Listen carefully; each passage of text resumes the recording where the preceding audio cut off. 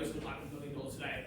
I mean, you may buy your house in Sydney, or those that would like 1 cent doubled after 30 days. So here's for the $1 million. Anyone? Yeah? And what about the 1 cent? Yeah? Alright. So this sort of highlights the importance of compounding interest. And basically, if you had a cent doubled every day, you'd end up with $5.4 million in 30 days. Now, it's a bit of an academic example, and you think about it, what's the point of this? And the point is that if you start early, you give yourself more chances to double your money in the long term. So it's about thinking now about where you want to be in the future and what you need to do. On a practical level, you see this with superannuation. So everyone will have a superannuation account. Everyone will be paid 9.5% on their wages. And thinking about that, this is an example where if you're 33 years old and you're on a $180,000 salary with New South Wales Health, you're receiving around $18,000 a year in superannuation contributions. Now, if you top that up to a $75,000 cap, which is an extra $8,000 or so per year, when you do retire, that's going to give you an extra $463,000 a year. So $463,000 for $92 a week. And that's sort of highlighting the importance of thinking about and starting early. Now, that's for the future. More immediate concerns. You're now going to lodge your first tax return with income in there, paying taxes. So the first return that you do lodge sets the tone with the ATO. The ATO knows a lot about your life. They've got benchmarking. They know what you should be earning. They know what you're basically claiming. They know if you have a car. They know a lot about you through data matching. So the first return, it's important to set the tone and get the relationship right, because in a long-term relationship, you want your relationship with the ATO to be, well, quite good. So once you you finish off your fellowships and you go into the adult world and your practice, there's a lot of complexity within the tax law, and that's not for you to think about.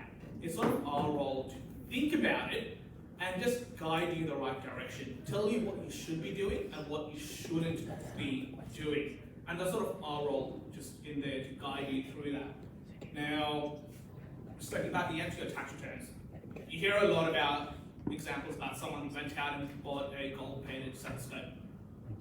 You can do that. There's no issues with that, but you have to realise you've got to spend something to get that back as a tax deduction.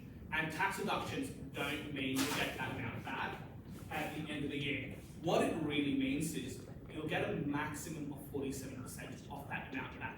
So in your case, it's more like 1/3 of that back. So you're spending $1 to get 30 cents of the dollar back. So just think about that in terms of, do I need to spend that? Okay.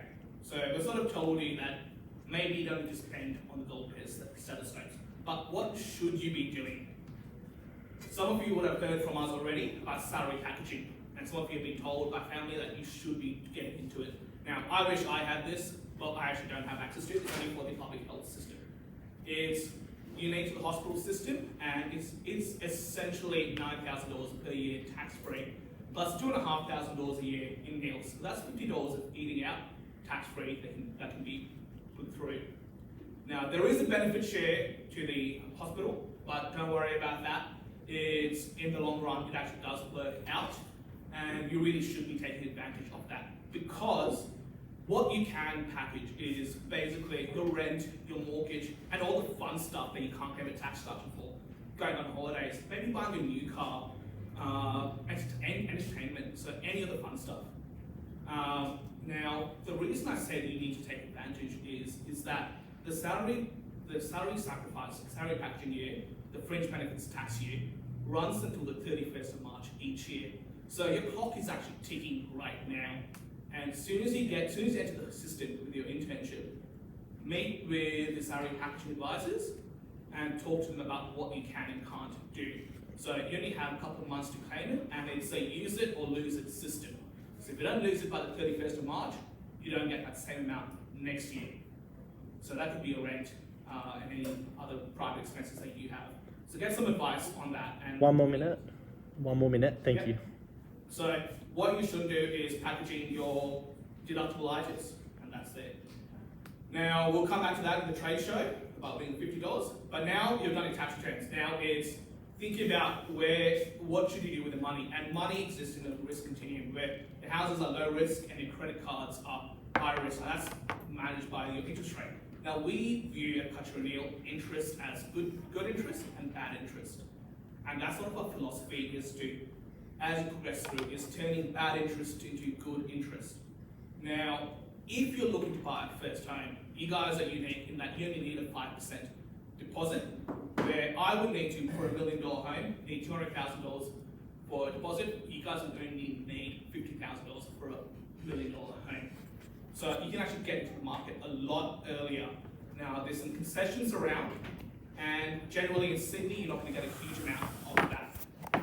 Now, once you've actually outgrown your first home, you need to think about structuring it, and that's sort of where we come in to help you out, because by way of example, like you have a property in Surrey Hills, it's doubled in price in 10 years, and what do you do with that? And that's where you need to have those discussions. Thank you. Sorry, we're just going to run out of time, so if you don't mind. I've got 2 more slides. 2 more slides, go for it, Yep. and we'll have 2 minutes of questions. Yep. So risk insurance wise, so we talk about your income, that's your biggest asset. We need to think about your insurance. Now we have a concept of at risk and at wealth. You need to put a barbed wire fence around your at wealth assets and look at insuring your income earning assets, which is yourself. And that's something you guys should think about soon. Have a chat with us after. Now, a little bit about the Wealth Start package. It's $299. You get $100 off with the AMA subscription, and after your tax benefit, it becomes $82. So feel free to reach out to us downstairs in the trade show, and we'll be happy to talk through to you about it. Great, thank you so much for that. Does anyone have questions while we're here? Okay, just sit tight for 2 minutes and we're going to move into